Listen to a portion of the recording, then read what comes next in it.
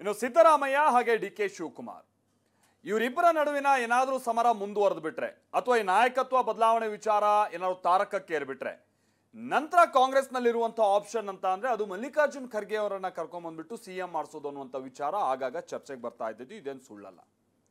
ಇದೇ ವಿಚಾರವನ್ನ ನಿನ್ನೆ ಮಲ್ಲಿಕಾರ್ಜುನ ಖರ್ಗೆ ಅವರು ವಿಜಯಪುರದಲ್ಲಿ ಮಾತನಾಡ್ತಾ ಇರುವಂತಹ ಸಂದರ್ಭದಲ್ಲಿ ಪ್ರಸ್ತಾಪ ಆದಂತ ಸಂದರ್ಭ ಅವರು ಬಹಳಷ್ಟು ಸುದೀರ್ಘವಾಗಿ ಕಾಂಗ್ರೆಸ್ಗೆ ತಾನು ಏನೇನು ಸೇವೆಯನ್ನ ಮಾಡ್ಕೊಂಡು ಬಂದೆ ಅನ್ನುವಂಥ ವಿಚಾರವನ್ನ ಹೇಳ್ತಾರೆ. ಎಸ್.ಎಂ. ಕೃಷ್ಣ ಅವರು ಮುಖ್ಯಮಂತ್ರಿ ಆದಂಥ ವಿಚಾರವನ್ನ ಹೇಳ್ತಾರೆ. ಇಷ್ಟಕ್ಕೆ ಸೀಮಿತ ಆಗಿದ್ರೆ ಏನು ಸಮಸ್ಯೆ ಆಗ್ತಾ ಇರಲಿಲ್ಲ ಅನ್ಸುತ್ತೆ. ಮುಂದುವರೆದ ಭಾಗವಾಗಿ ನನ್ನ ಶ್ರಮವೆಲ್ಲ ಹೊಳೆಯಲ್ಲಿ ಹುಣಸೆ ಹಣ್ಣು ತೊಳೆದಂಗ ಆಗ್ಬಿಡ್ತು ಅನ್ನುವಂಥ ಮಾತನ್ನ ಆಡಿದ್ರು.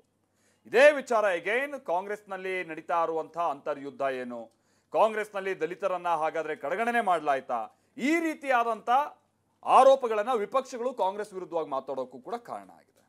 ಹಾಗಾದ್ರೆ ನಿನ್ನೆ ಮಲ್ಲಿಕಾರ್ಜುನ್ ಖರ್ಗೆ ಅವರು ಹೇಳಿದಂತ ಮಾತೇನು, ಆ ಮಾತಿನ ಮೇಲೆ ಹೇಗೀಗ ರಾಜಕೀಯ ನಡೀತಾ ಇದೆ, ಬನ್ನಿ ರಿಪೋರ್ಟ್ ಅಲ್ಲಿ ನೋಡ್ಕೊಳ್ಳೋಣ.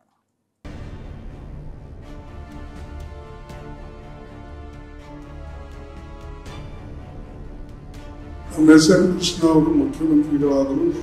ಅವರು ಬಂದು ನಮ್ಗೆ ಸೇರಿದ್ದೇ ಒಂದು 4 ತಿಂಗಳ ಮುಂಚೆ ಸೇರಿದ್ದೆ. ನಮ್ಮ ಸೇವೆ ಎಲ್ಲ ನೀರಾಗೋಯ್ತು. 5 ವರ್ಷ ದುಡಿದೇವೆ, 4 ತಿಂಗಳದಾಗ ಬಂದ ಮನುಷ್ಯನಿಗೆ ಸಿಗ್ತಲ್ಲ ಅಂತ ಅನಿಸ್ತು. ಖರ್ಗೆ ಸಾಹೇಬರು ನಮ್ಮ ರಾಷ್ಟ್ರದ ವರಿಷ್ಠ ನಾಯಕರಲ್ಲಿ ಒಬ್ಬರು. ಸಂವೈಧಾನಿಕ ಯಾವುದೇ ಹುದ್ದೆಯನ್ನ ಅಲಂಕರಿಸಲಿಕ್ಕೆ ಅಲ್ಲ ಯೋಗ್ಯತೆ ಸಾಮರ್ಥ್ಯ ಇದೆ. ಅವಕಾಶಗಳು ಬಂದಾಗ ಅವ್ರಿಗೆ ಸಿಗಬೇಕು. ರಾಜ್ಯ ಕಾಂಗ್ರೆಸ್ನಲ್ಲಿ ನಾಯಕತ್ವ ಬದಲಾವಣೆಯ ಕೂಗು ಕಳೆದ ಕೆಲ ತಿಂಗಳಿಂದ ದೊಡ್ಡ ಮಟ್ಟಿಗೆ ಹಲ್ಚಲ್ ಎಬ್ಬಿಸಿದೆ. ಕೆಲ ಶಾಸಕರು ಡಿಸಿಎಂ ಡಿ.ಕೆ. ಶಿವಕುಮಾರ್ಗೆ ಸಿಎಂ ಪಟ್ಟ ಕೊಡಬೇಕು ಅಂತ ಡಿಮ್ಯಾಂಡ್ ಮಾಡಿದ್ರು. ಆಗ ಗುಟುರು ಹಾಕಿದ ಸಿದ್ದರಾಮಯ್ಯ ತಾನೇ 5 ವರ್ಷ ಸಿಎಂ ಅಂತ ಘಂಟಾಘೋಷವಾಗಿ ಹೇಳಿದ್ರು. ಅದಾದ ಬಳಿಕ ನಾಯಕತ್ವ ಬದಲಾವಣೆ ಕೂಗು ಕೊಂಚ ತಣ್ಣಗಾಗಿತ್ತು. ಆದರೆ ಇದರ ಮಧ್ಯೆ ಎದ್ದ ಮತ್ತೊಂದು ಸುಂಟರ ಗಾಳಿ, ಮಲ್ಲಿಕಾರ್ಜುನ್ ಖರ್ಗೆ ರಾಜ್ಯ ರಾಜಕೀಯ ಎಂಟ್ರಿ ಸುದ್ದಿ.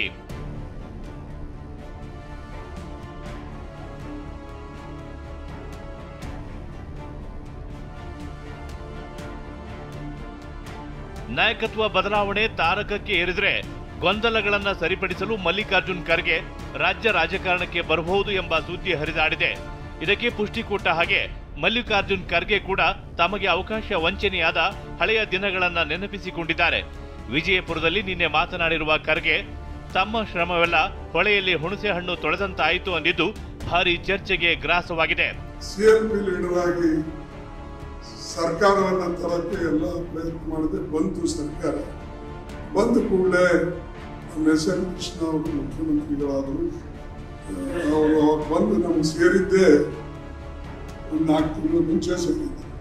ಇದು ನಮ್ಮ ಸೇವೆ ಎಲ್ಲ ಸ್ವಾಮೀಜಿ, ನಮ್ಮ ಸೇವೆ ಎಲ್ಲ ನೀರಾಗೋಯ್ತು.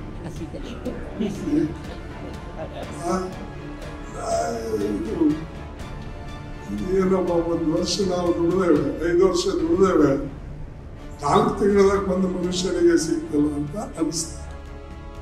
ಕಾಂಗ್ರೆಸ್ನ ರಾಜ್ಯ ದಲಿತ ಸಮುದಾಯಕ್ಕೆ ಸಿಎಂ ಸ್ಥಾನ ಇದುವರೆಗೆ ಸಿಕ್ಕಿಲ್ಲ ಎಂಬ ಕೊರಗು ಇದ್ದೇ ಇದೆ. ಹೀಗಾಗಿ ಕೆಲವೊಂದು ಶಾಸಕರು ದಲಿತ ಸಿಎಂ ಆಗುವ ಅವಕಾಶ ಕಾಂಗ್ರೆಸ್ನಲ್ಲಿ ಇದೆ, ಅದಕ್ಕೆ ಹೈಕಮಾಂಡ್ ಅವಕಾಶ ಮಾಡಿಕೊಡಬೇಕು ಎಂದಿದ್ದಾರೆ.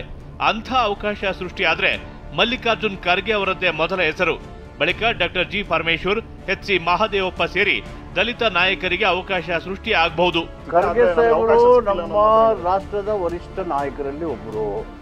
ಸಂವೈಧಾನಿಕ ಯಾವುದೇ ಹುದ್ದೆಯನ್ನ ಅಲಂಕರಿಸಲಿಕ್ಕೆ ಅಲ್ಲ ಯೋಗ್ಯತೆ ಸಾಮರ್ಥ್ಯ ಇದೆ.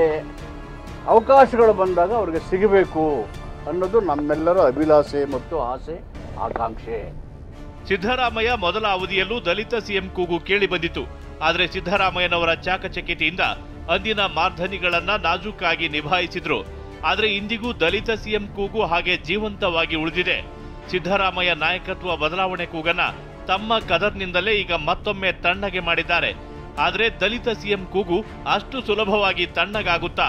ಕಾಲವೇ ಉತ್ತರ ಹೇಳಬೇಕು. ಪ್ರಸನ್ನ ಗಾಂವ್ಕರ್, ಟಿವಿ9 ಬೆಂಗಳೂರು.